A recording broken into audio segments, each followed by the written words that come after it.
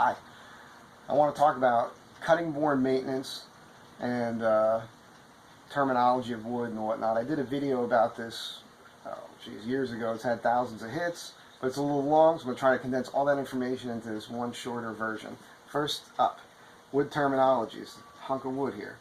If you look at this, you'll see the pattern of the wood on this side here. We'll call that face grain or flat grain. And if you look at the end, this is end grain. You'll see the grain, the lines here. If you were to tip that up, you got edge grain or vertical grain. Alright? Edge grain, vertical grain, end grain, flat or face grain. Old school traditional cutting boards will have the end grain up. That's good. It's very porous. You have to seal it more often, dries out quicker. They call it self-healing because when the knife cuts into it, it kind of cuts into those micropores and somewhat closes again. Okay. I use the edge grain up because I can make longer boards and faster, and it holds up fine. It's a very hard surface. The worst surface to have up would be your face grain or flat grain. If your board's sitting like that, it's going to cup. Even if you got it glued up of skinny pieces, if they're all face grain up, that board's going to eventually cup, especially if it's exposed to water. Last thing you want to do is expose your cutting board to water, at least a lot of water. You don't put it in the dishwasher to clean it, never. Don't put it in the sink and saturate it with water. Worst thing ever. If you're doing that, you're screwing up. Also, quick note, wood cutting boards, much better than plastic cutting boards.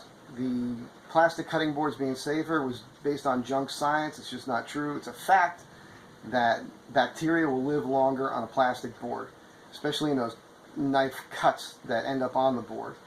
For some reason, wood's naturally antiseptic, so bacteria will die quicker on a wood board. Look it up, don't believe me. I don't make this board any longer with the handle. I made a lot of these boards. I think I sold over 50 of them for quite a bit of money. And this one belongs to a friend of mine, and I was at his house the other day, and I was like, holy crap, man. What the hell are you doing to that thing? It's a sin. All dried out. The bottom had some water damage. It sat on a counter where it was a little wet. So I brought it here. I hit it with the belt sander, 150 grit. Wiped it down. I also redid the logo on this one. A little self-promotion there. And waxed it. So here's the thing.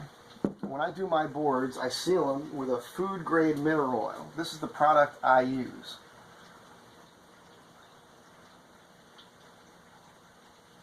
Doesn't have to be this product, it's just cheaper by the gallon that way for me. Then I use a product called Clafham's Beeswax Salad Bowl Finish. So after I oil it, and I put a lot of oil on it, and I let it soak in and to the point where there's no more oil on it, and then I add more oil. This board looked dry. When I hit it with the belt sander, the belt on the belt sander gummed up quite a bit, and I've got a rubber thing I can clean the belt to make it last longer, and that kind of burnished the surface. Actually, it's a better surface if I have to refinish it than it was when I first made the thing, which is fascinating. It's not the first time I've noticed that, it's just the way it is. There was actually quite a bit of oil still in this board. I went in and oiled it anyhow, and the oil sat on top of it, so I knew this thing was still saturated. It was just that top surface. The Clafham's beeswax stuff, I put it in this other container, so I can have some at the shop. All you need to do is take some of this on your fingers. I used to do it on a rag, but it doesn't matter. This is fine stuff. Put it on your board and just work it into the micropores of the board. All sides, all directions. Just get it worked in there, and then just let it sit on the board until you're ready to use it next time. Alright? And before you use it, just buff it out with a paper towel. If you're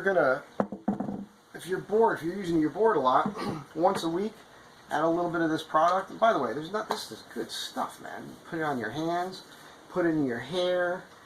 Well, I just cut my beard mustache off, or I'd be wiping it all over that. Nothing wrong with it. You could eat it. Totally food safe product.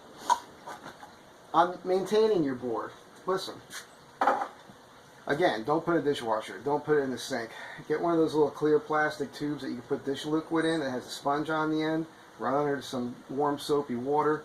Rub it over the board. dry it off with a paper towel. If your board's flat on both sides, maybe use one side of the board for cutting fruits and vegetables, the other side for cutting meat. If you leave the board for a while and you abuse it and it needs to be oiled, oil it, then wax it. But honestly, if you keep waxing this board on a regular basis, it'll last you forever. And if you get a nice thick board that's 2 inches thick or more, it can be sanded over and over and over again. So, I don't know, I hope this information helps. We're just over 5 minutes. I think my first video is like 14 minutes or something, so I think I got everything in there. You let me know. And Mike Z Design, check it out. I do a new version of this board without the handle. It's not as wide. It's only about 10 1/4 inches wide, about 22 inches long, but I make them about 2 1/4 inches thick. And they have the finger wells that I have in this board here on both ends. That's a really nice detail. That's you have to adjust yourself 3 different times here to make this, but you got a lot of grab here.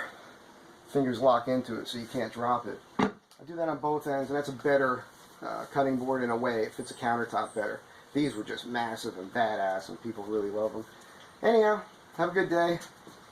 Be nice to each other, will you? Bye.